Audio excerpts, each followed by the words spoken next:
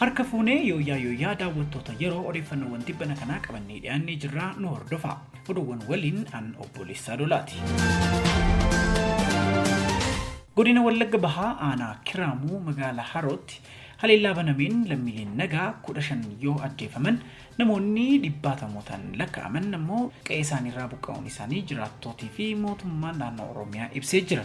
BBC'n maddeen jiraattota magaalichaatti jiran irraa qulqulleeffadhe jedheen hidhattootaan sanbata xiqqaa lola hamaatu nurratti baname qabeenya kan Oromoo ta'e saamanii makiinadhaan fe'achaa turan kilaashii fiidis jedhaa turanii jedhu. Lafti kun hanga bishaan hangaritti kan keenyaa jedhu mana tokko keessatti nama 9 kan ajjeefametu jira jedhu. Isa kaan manatti qollofaniitu biraa deemanii jedhan. Jiraattonni magaalaa Haroo sodaa qaburraan dursee naannichaa bahee jiraachaa ture kan jedhan jiraataan kun lolli magaalichatti jalqabamnaan haadha warraa koo guyyaa tokkoon dura deessee jedhan qabatanii bosona keessa guyyaa 2 bulanii miliquu dubbatan. Haleellaan kun hidhattoota naannoo Amaaraa irraa dhufaniin raawwatamee jedhan namni kun. Haleellaa sanbata darbee Harootti qaqqabe kanaan jiraattonni hedduun gara Kiraamuu, Giddaa fi Naqqamteetti magaalattii dhiisanii baqachuu himu. Namoonni miilaan baqatanii Kiraamuu qubatanis gargaarsi isaanii waan hin qaqqabneef rakkoo keessa jiraachuu BBC'tti himanii jiru. Kan ajjeefaman garri caaluu maanguddootaa fi daa'imman yoo ta'an namoonni balaa achitti ka'e kanaan du'an garri caalaan mana keessatti gajaraadhaan akka ajjeefaman jiraataan kun himanii jiru. Rakkoo nageenyaa naannoo sanitti irra deddeebi'uun uumamuun daandiin guddaan Naqqamteedhaa Buree geessu erga cufamee ji'a 5 caaleeraa jedhu jiraattonni. Magaalaa Harootti haleellaan raawwatame kun bara 1989 booda isa marsa lammaffaadha. Hoogganaan biiroo dhimmoota kominikeeshinii mootummaa naannoo Oromiyaa akka ibsetti haleellaan Harootti mudatee gocha ergamtootni TPLF yookiin ABUT raawwatanidha jedhan. Jiraattonni gama isaaniitiin haleellaa kanaan lakkoofsi namoota du'an kan mootummaan ibsirraa ol akka ta'uu dubbatan. Jiraataan magaalaa Haroo tokko akka jedhanitti yeroo magaalicharraa baqatanii reeffa namoota 29 ija isaaniitiin akka arganiif lakkaa'an himanii jiru.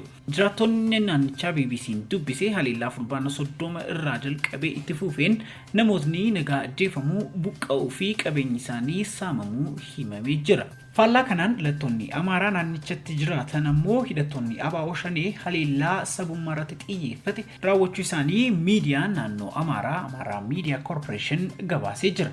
Rakkoon Harootti mudatee ergamtoota TPLF malee lola sabaa fi sabaa miti kan jedhan hoogganaan kominikeeshinii naannoo Oromiyaa obbo Haayiluu Addunyaa humni shororkeessaa Shanee naannicha keessatti socho'uun ergama TPLF yookiin ABUT irraa fudhate galmaan gahuuf saba lamaan walitti buusuun bu'aa siyaasaa keessaa argachuuf sochii taasisaa kan wal qabatudha jedhan.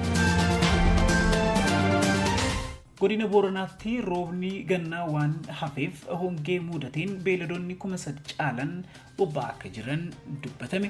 Jiraataan godina Booranaa aanaa Dubluq kan ta'an obbo Turee Liiban Jirmaa rakkoon hongee bara kanaa jajjabduudha jedhan. Amma ollaa kiyyaa jedhan obbo Tureen loon 13 kan abbaa biraa immoo loon 2 ollaa kaanii 8 kiyyaa immoo loon 4 obba'ee jedhan obbo Tureen. Beelladoota sababa hanqina margaatiin du'aniin alatti beelladi hedduun waan dadhabaniif humna namaatiin lafaa kaasaa jirras jedhan. Dhiyeessiin nyaataa beelladaa kun gara mootummaatiin waan hin dhaqqabneef lafa dheeraa deemuun cidii akka bitachaa jiranis ni himu.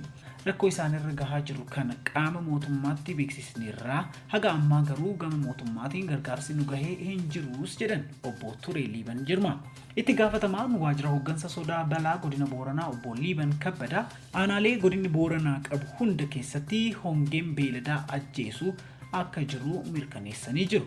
Sababni rakkoo kanaa roobni waqtii isaa eeggate roobuu dhabuu bonni waan dheerateef akka ta'eef gama mootummaatiin hanga danda'ameen marga bitamee dhiyeessuuf hojjetamaa jiraachuu himan. Gabaasaa hanga ammaa qabannu jedhan obbo Liiban beelladii 1,300 caaluu humna namaatiin lafaa kaafamee jira. Beelladi 3,000 caaluu immoo du'ee jira jedhan. Miidhaan kun Boorana cufa keessa jira jedhan. Godinichatti sababa hongee kanaan beelladaan alatti hanga ammaa namarratti miidhaan gahee akka hin jirres obbo Liiban himanii jiru.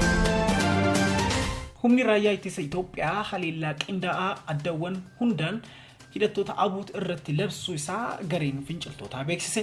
humnooti garee abuut akka jedhanitti mootummaan gosa meeshaalee waraanaa akka jeetii meeshaalee waraanaa gurguddoo taankiiwwanii fi diroonii dabalatee akka fayyadamaa jiru dubbatanii jiru. Maddi qondaalaa olaanoo garee finciltoota akka jedhanitti humnoota Tigraay irratti haleellaan jabaatullee ejjennoo isaaniitiin akka jabaatan obbo Geetachoo Raddaa tibba kana Rooyitersitti himanii jiru. Amma yoonaatti mootummaan federaalaa dhimma kanarratti yaada hin kennine. Tajaajilli bilbilaa fi maliiwwan qunnamtii waan hin hojjenneef qaama walabaarraa odeeffannoo mirkaneeffachuun hin danda'amne. Haleellaan lafoo eeggalamuu ilaalchisuun kan gaafataman dubbii himtuun waajjira ministeera muummee Biilanee Siyyuum mootummaan biyyattii guutuutti lammiilee isaa gochawwan shororkeessummaa irraa eeguuf itti gaafatamummaa qabaa jedhan.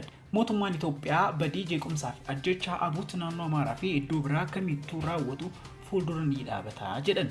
Erga humnootni abuut buufata raayyaa biyyaalessaa kaabaa irratti haleellaa raawwataniin booda raayyaan ittisa biyya Itoophiyaa irra caalaa naannoo Tigraay 2020 keessa to'atee ture.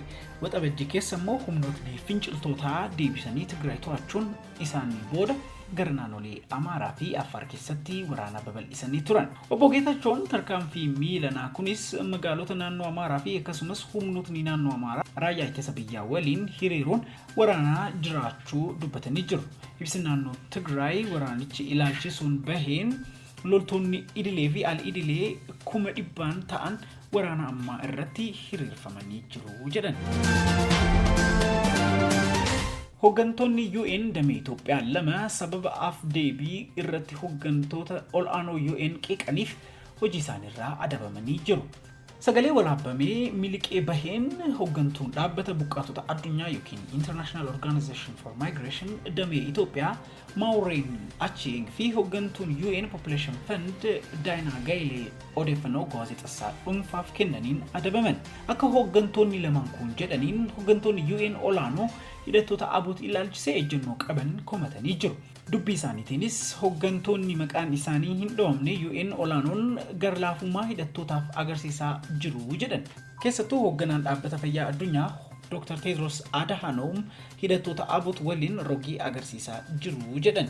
Afgaaffii miliqee bahee jedhamu irratti. Xalayaa onkololeessa 11 biiroo olaanaa dhaabbata buqqaatota addunyaa irraa baheen dhaabbatichi hojjettoota maqaan isaanii hin dhoofne waamuu isaanii fi hojii ala akka ta'an murteessee jira. Tarkaanfiin fudhatame kun hojjettoonni lamaan seeraa fi ittiin bulmaata keessoo dhaabbatichaa waan cabsaniif jedhaniiru dubbii himaan dhaabbatichaa. Itoophiyaan jaadabra keessatti hojjettoota 7 dameelee garagaraa UN keessatti hojjetan biyyaa akka bahan ajajjee turte. Oduun har'aaf qabannee kanneen fakkaatu waan nu faana turtaniif galata guddaa qabdu. Odeeffannoowwan amanamoo fi yeroo isaanii eeggatan argachuuf weebsaayitii keenya www.yeroo.org akkasumas fuula feesbuukii keenya yeroo like akkasumas immoo chaanalii yuutuubii keenya sabskiraayib gochuun maatii keenya ta'uun affeerraa kabajaa keenya. Ani obboleessaa Dulaan ture. Nagaatti.